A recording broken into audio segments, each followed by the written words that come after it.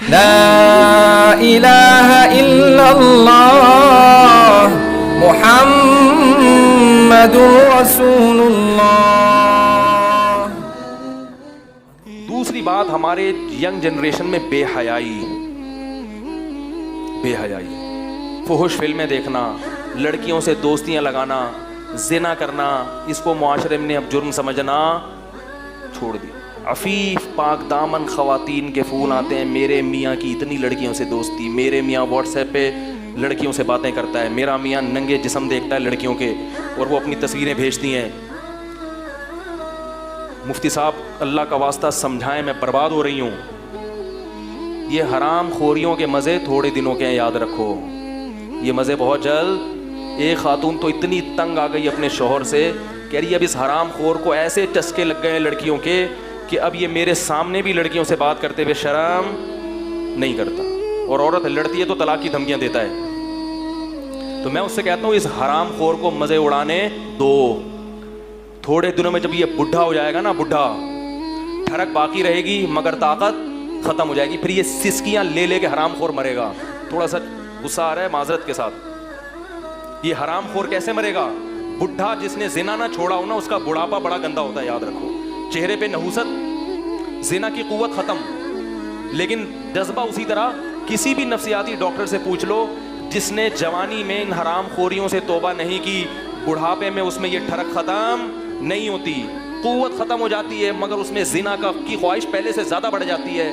بوڑھا آدمی اگر جوانی میں توبہ کے بغیر بڑھاپے تک پہنچ گیا، اس کو اللہ دنیا میں ذلیل کر دیتے ہیں۔ ایسے کالز بھی ہیں، بیٹا پریشان ہے، میرا ابا بڈھا ہو گیا، 75 سال کا ہو گیا، پھر بھی لڑکیوں کا پیچھا نہیں چھوڑتا، بدنام کر دیا پورے محلے میں، کر کچھ نہیں سکتا، مگر پھر بھی جیسے بکرا بھاگتا ہے نا بکریوں کے پیچھے، اس طرح عورت دیکھ کے اس کے پیچھے بھاگتا ہے وہ۔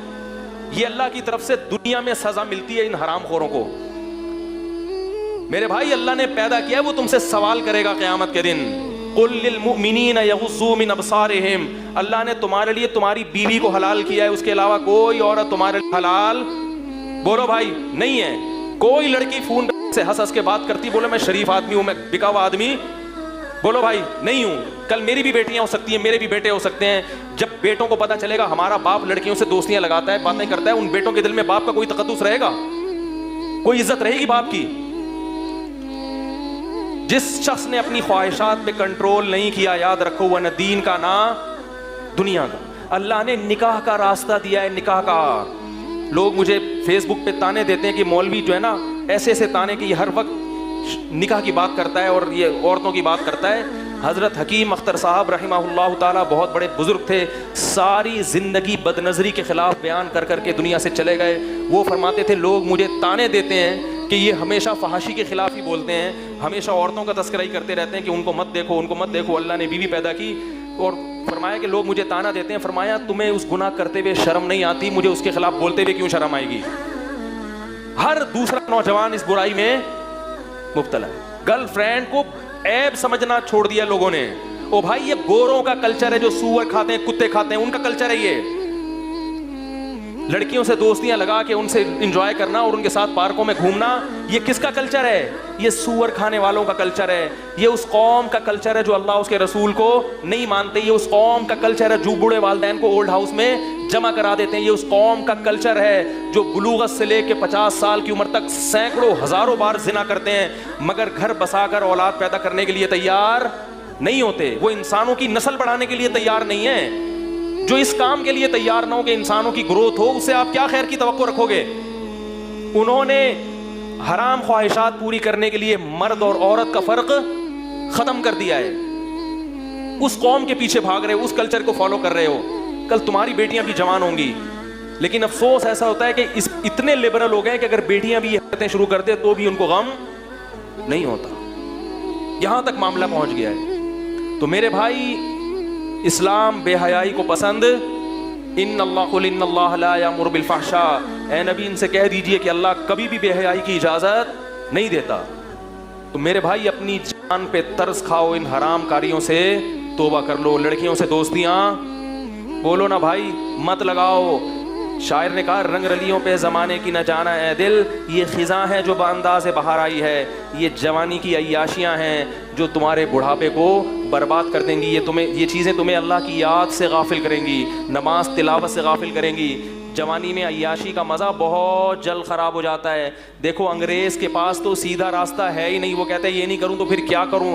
تمہارے پاس تو ایک راستہ اللہ نے دیا ہے.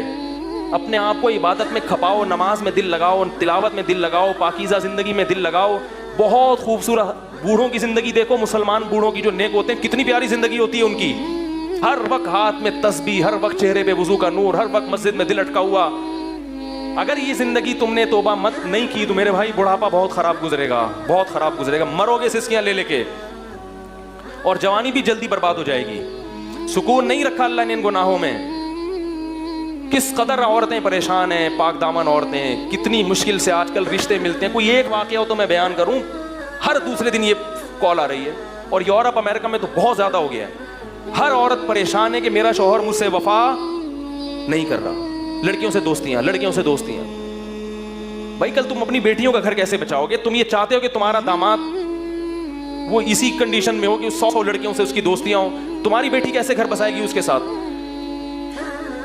اللہ تعالیٰ موت سے پہلے سچی توبہ کی توفیق نصیب. یہ ہے اسلام. ان چیزوں کو لوگوں نے فوکس کرنا چھوڑ, بس کچھ رسومات ہیں, حلیم کی دیکھ پکا لو, گھوٹے لگا لو, یہ کھا لو, ربیع الاول پہ حلوے مانڈے کر لو, تھوڑا سا جلسہ لگا لو, اسپیکر بھونپو لگا دو لوگوں کے گھروں میں, اور وہ ان کی سیرت پہ بیان کر لو, فلاں کی سیرت پہ بیان کر لو, اس کی یہ کر لو, تھوڑا سا پھر قوالیاں کر کے تھوڑا سا.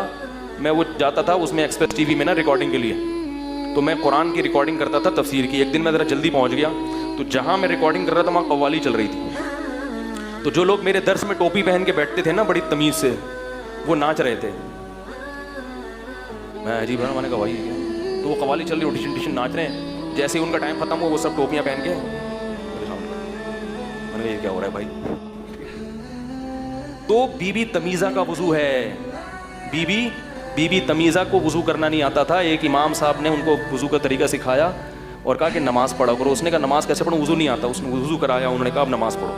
نماز شروع کر دی اس نے. وہ چلے گئے. 10-15 سال کے بعد امام صاحب کا اس گاؤں سے گزر کیا. انہوں نے بی بی تمیزہ سے پوچھا ہاں بھائی نماز پڑھ رہی؟ اس نے کہا الحمدللہ 10 سال سے ایک نماز قضا نہیں ہوئی. انہوں نے کہا اچھا وضو بھی کرتی ہو نا؟ اس نے کہا وہ تو آپ کرا کے چلے گئے تھے, وہ تو آپ کرا کے چلے گئے تھے. تو بی بی تمیزہ کے 10 بچے ہو گئے مگر ان کا وضو نہیں ٹوٹا.